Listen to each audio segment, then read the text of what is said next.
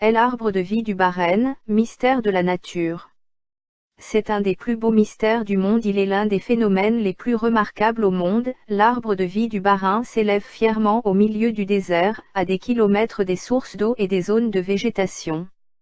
Comment fait-il pour survivre? La question se pose depuis plusieurs années déjà. Pour les habitants du Bahreïn, pays situé sur un archipel du Golfe Persique au Moyen-Orient, ce n'est pas juste un arbre. Vieux de 400 ans et mesurant près de 10 mètres de haut, l'arbre de vie se dresse seul au milieu du désert, à environ 2 km de Jebel Dukhan, le point le plus élevé du pays. Sa survie miraculeuse au milieu de nulle part et dans des conditions aussi difficiles pousse la population du Bahreïn à penser qu'il s'agit là de l'unique vestige du mythique Jardin d'Éden. Et pour cause. Sa source d'eau demeure toujours un mystère. Les biologistes et scientifiques qui sont venus examiner l'arbre sont restés perplexes. Et malgré plusieurs théories, son existence et sa survie dans le désert sont toujours une énigme. Ainsi, certains pensent que les racines de cet arbre, baptisé Sharajalaya, s'étendent très loin mais surtout dans les profondeurs, où des sources d'eau encore inconnues viendraient l'alimenter. Mais jusqu'ici personne n'a pu prouver cette hypothèse. Alors que les habitants du Bahreïn pensent avoir trouvé l'endroit où se situait le Jardin d'Éden, les Bédouins nomades de culture arabe vivant dans des régions désertiques du Moyen-Orient sont convaincus que cet arbre légendaire a été béni par Enki, un dieu de la mythologie sumérienne, associé avant tout à l'eau. Le Sharajalaya est l'une des attractions les plus célèbres du Bahreïn. Les touristes se bousculent pour admirer ce mystère de la nature. Mais ces dernières années, ces visites, non surveillées, manquent parfois de respect. Arrivés au pied de l'arbre, plusieurs reporters ont été déçus en découvrant que certains visiteurs gravaient leur nom sur le tronc. Pire, des bombes de peinture sont utilisées. Autre constat, certaines branches, abaissées, laissent penser que plusieurs personnes ont grimpé sur l'arbre. Triste spectacle pour un phénomène de la nature aussi remarquable, qui devrait, au contraire, être préservé. Dilmun est mentionné dans de nombreux textes mythologiques mésopotamiens, en particulier dans Enki et Nanursag qui attribuent la création de Dilmun au dieu sumérien Enki, qui en fit sa résidence et un jardin d'abondance présentant des similitudes avec le paradis terrestre ou jardin d'Éden où Dieu aurait créé l'homme. Dans le récit sumérien de la création Enuma Elish, qui présente des parallèles marqués avec le récit de la Genèse, dans le poème du Super-Sage où est décrit le mythe mésopotamien de la création des hommes, créés, sur proposition du dieu Ea/Enki, à l'image des dieux, et façonnés dans de l'argile, argile auquel la déesse mère Nama insuffla la vie. Et dans le passage de l'épopée de Gilgamesh où est décrit le déluge, on y voit le héros de l'arche, appelé Ziusudra/Atrahasis/Utanapishtim, alias Noé, aller s'établir dans le jardin de Dilmun en compagnie de Ea, après qu'Enlil le dieu suprême lui eut accordé l'immortalité. C'est à Bahreïn que se trouve le premier puits de pétrole du Moyen-Orient, datant de 1932. À Bahreïn, l'essence est bien moins chère que l'eau. Il y a également le point culminant du royaume de Bahreïn, Djebel Dukhan, la montagne de la fumée. Par temps chaud et humide, cette montagne de 137 mètres de haut est enveloppée de brume, ce qui lui a donné son nom. L'arbre de vie, à ne pas confondre avec l'arbre de la connaissance du bien et du mal, est mentionné 2 fois dans la Bible. Genèse 3, 24.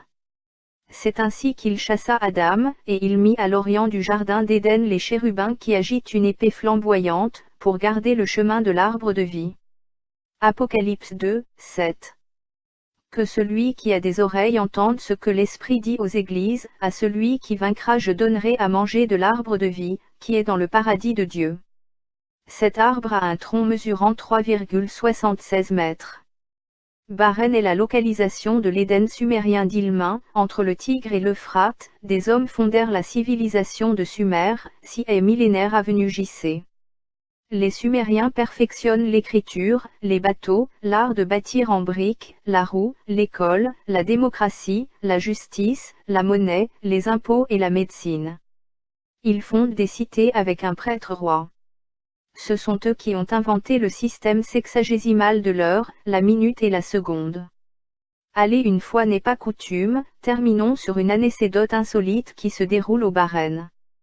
Un bonhomme de neige en plein désert. Dans le désert du Bahreïn, les habitants ont pu apercevoir un bonhomme de neige transporté du Japon pour élire domicile sous le soleil. Le 15 janvier dernier, un bonhomme de neige a été repéré dans le désert du Bahreïn dans le golfe Persique. Pourtant, aucun flocon n'était tombé sur le sable les jours précédents. Et pour cause, il s'agissait là d'une opération spéciale menée par l'équipe The Sparks. Ce groupe teste les nouveautés technologiques et écologiques de Panasonic. Les deux membres du groupe ont donc répondu à l'appel Facebook de Amna, une jeune fille de Bahreïn, qui regrettait que son frère n'ait jamais vu la neige.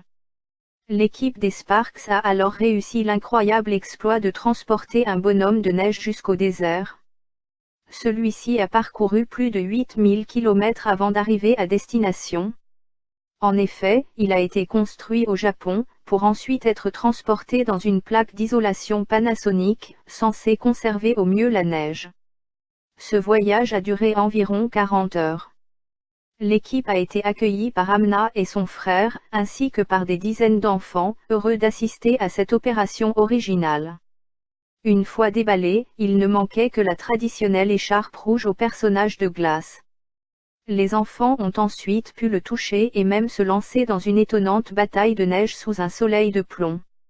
Le lieu de l'Éden biblique se situerait pourtant en Irak à Al-Qurna, 70 km au nord d'Al-Basra, où l'on pouvait trouver l'arbre d'Adam.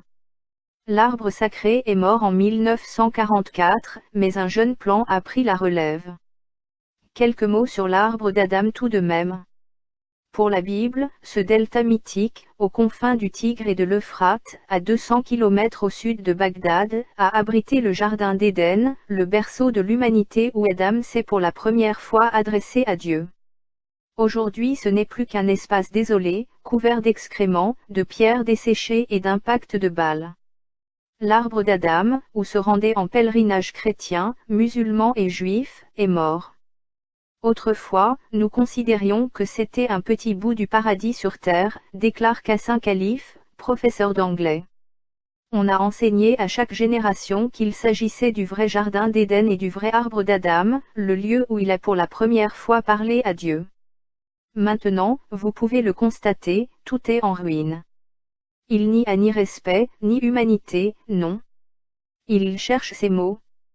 Pas d'amour ni de gentillesse.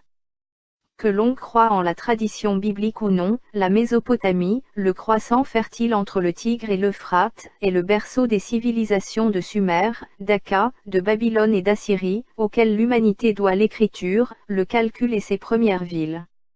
C'est là que l'alphabet a été inventé et que nos journées ont été divisées en 24 heures.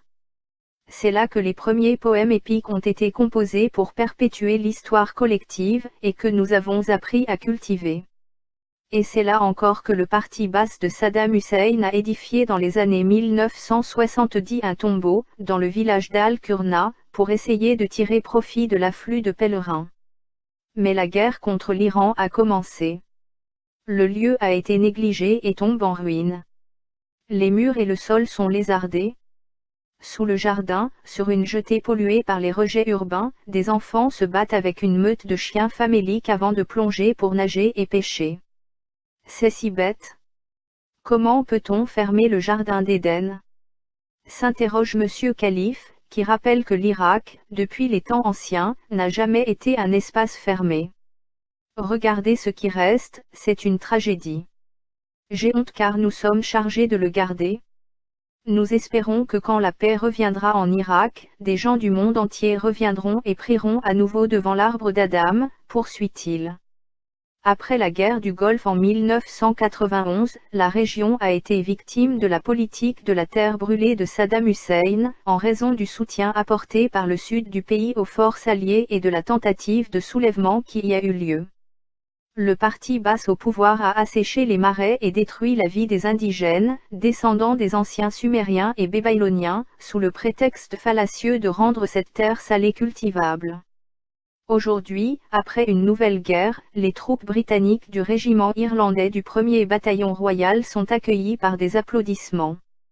Leurs véhicules sont couverts de fleurs de frangipanier rose et de soucis d'un orange éclatant. Les enfants poursuivent le défilé des troupes et les invitent à entrer dans le jardin, mais ils refusent. Ce n'est pas le lieu pour les uniformes et les armes, cela n'a jamais été le cas et cela ne le sera pas maintenant, déclare le commandant Mike Murdoch, officier irlandais qui a pris le contrôle d'Al-Qurna dans les heures qui ont suivi la chute du régime de Saddam Hussein. Monsieur Khalif dit que la population lui est reconnaissante de son geste. Nous, les gens d'Al-Qurna, nous pensons que c'est un lieu exceptionnel et c'est notre vue le plus cher qu'un jour sa gloire ancienne soit restaurée. Car la gloire du jardin d'Éden est la gloire de Dieu. Mais heureusement depuis plus de 400 ans l'arbre de vie, lui demeure là imperturbable, mais pour combien de temps encore ?